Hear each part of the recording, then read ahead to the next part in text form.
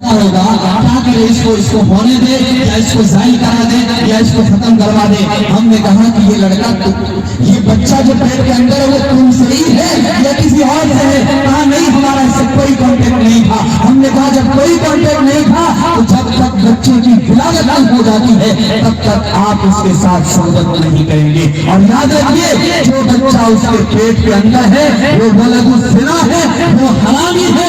اس سے جو نسل بڑھے گی وہ حرام کا نسل ہوگا. اس لیے میرے ماں اور بہنوں، یہ سوال آپ کے سامنے بیان کرنے کا مقصد یہ ہے کہ آپ کی عزت زمین آسمان کی قیمتوں سے بڑھ کر کے ہے. اگر آپ کی عزت ایک بار پامال ہو گئی، آپ کی عزتوں سے ایک بار کھول دیا گیا اور آپ کی عزت کو پامال کر دیا گیا تو دنیا کے بنے ہوئے زیورات کو جوڑا جا سکتا ہے، لیکن جو عزت ختم ہو جائے گی وہ کبھی بھی لوٹ کر پلٹ کر نہیں آنے والا، وہ کبھی پلٹ کر نہیں آنے والا.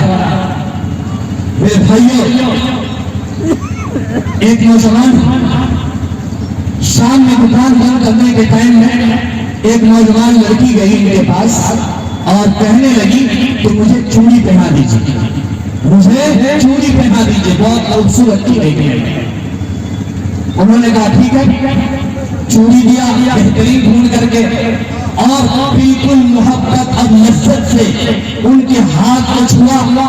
جو چوڑی 2 منٹ میں پہنانا چاہیے 10 منٹ میں اس کو مزہ لے لے کر کے پہنا رہا ہے. پہنا دیا، سٹر لگایا، گھر میں آیا تو عجیب و غریب معاملہ دیکھتا ہے. وہ معاملہ کیا ہے کہ بیوی اس کی کونا میں بیٹھ کر زارو قطار رو رہی ہے. پوچھا محترمہ کیا ہوا، کیوں رو رہی ہے؟ کہا کیا بتاؤ، جو کبھی نہیں ہوا تھا وہ آج میرے ساتھ ہوا ہے. پوچھا کیا ہوا؟ کہا ہوا یہ لڑکا جو ہمارے گھر میں 10 سال سے خدمت کرتا تھا کبھی نظر سے نظر ملا کر کے بات نہیں کیا، آج زبردستی انہوں نے میرا ہاتھ پکڑ کے کھینچا، آج زبردستی میرا ہاتھ پکڑ کر کے کھینچا ہے. اللہ کا کلام ہے وَلَا يَحِيقُ الْمَكْرُ السَّيِّئُ إِلَّا بِأَهْلِهِ، ہر برائی تمہارے گھر کی طرف لوٹ جاتی ہے. اس لیے تم نے اس نوجوان لڑکی کو شہرت کے ساتھ نظر لے کر کے چوڑی پہنایا تھا.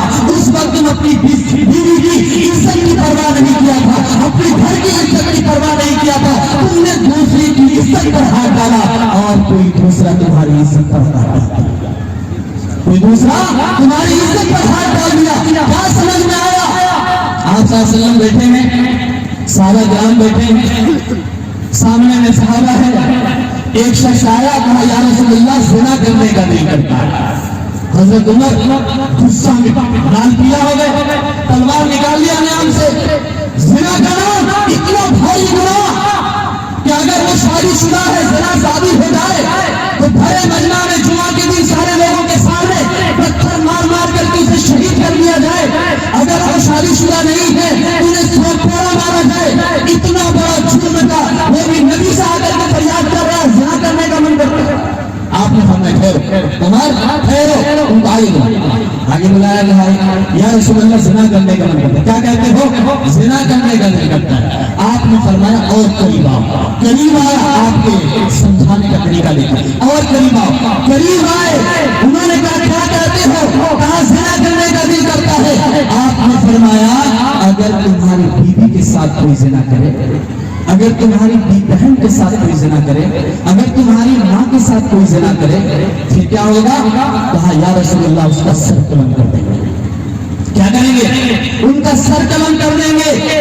میرے بھائیوں، اگر اپنی عزت کی تحفظ چاہتے ہیں، اپنی بہن، اپنی بیویاں، اپنی ماں اور اپنی بیٹیوں کی ناموس کو بچانا چاہتے ہیں تو اپنے سامنے والے، اپنے پڑوسیوں کی بیٹیوں اور بیویوں اور بہنوں کی عزت کی تحفظ کیجیے. اگر آپ نے کسی کی عزت کے ساتھ کھیلا ہے تو آپ کی عزت خدا کی قسم محفوظ نہیں رہے گا، محفوظ نہیں رہے گا.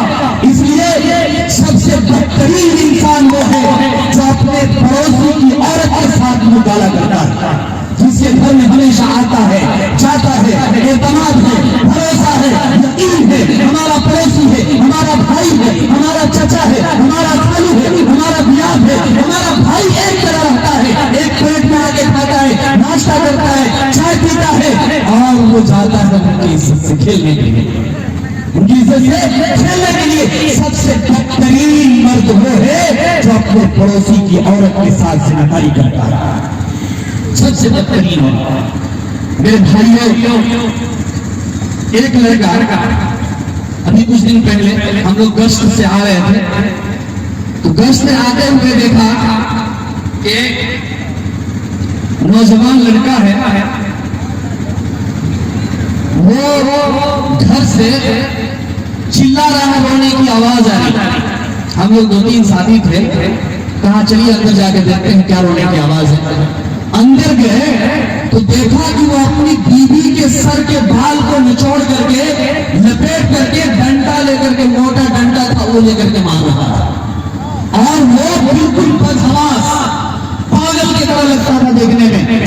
ہمارے ساتھ خازن صاحب تھے، انہوں نے 4-5 تماچا کھینچ کر کے اس کو مارا، نوجوان کو، اور اس کے بعد پوچھا کہ کیوں تم بیوی کو مار رہے ہو؟ انہوں نے کہا کہ رات میں یہ میرے بستر میں آگ لگانے کے لیے آئی تھی، ماچس لگا کر کے۔ ہم نے ان سے پوچھا آگ کیوں لگا رہی تھی؟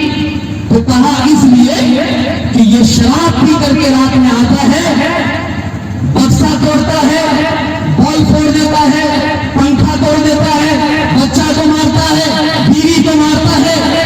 ہم نے کہا بس ان کو فوراً پکڑوایا اور پکڑ کر کے لے جا کر کے غسل خانہ میں بند کر دیا۔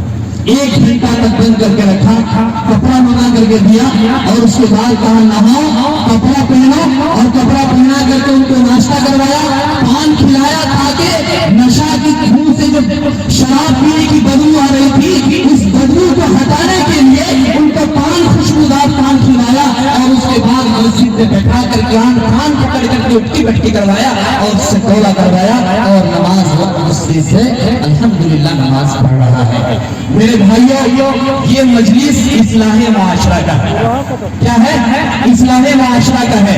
اور یاد رکھیے، انی آمرکم بخمس، اللہ کے نبی نے فرمایا 5 چیزوں کی مجھے حکم دیا گیا ہے، واللہ امرنی بہن، اور یہ حکم کون دیا ہے؟ اللہ نے مجھے حکم دیا ہے۔ یہ حدیث آپ کو زیادہ لوگ نہیں سنائیں گے، کان کھول کر کے سن لیجیے، واللہ امرنی بہن، اللہ مجھے اس کا حکم دیا ہے۔ کیا؟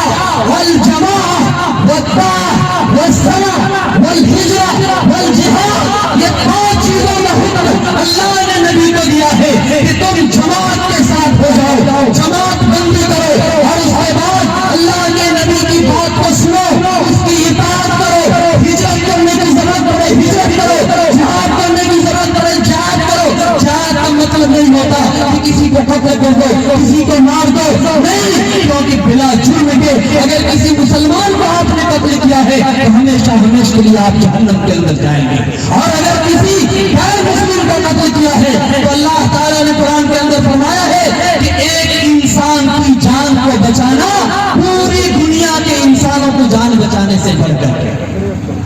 ایک انسان کو مارنا پوری دنیا کے انسانوں کو مارنے کی طرح ہے۔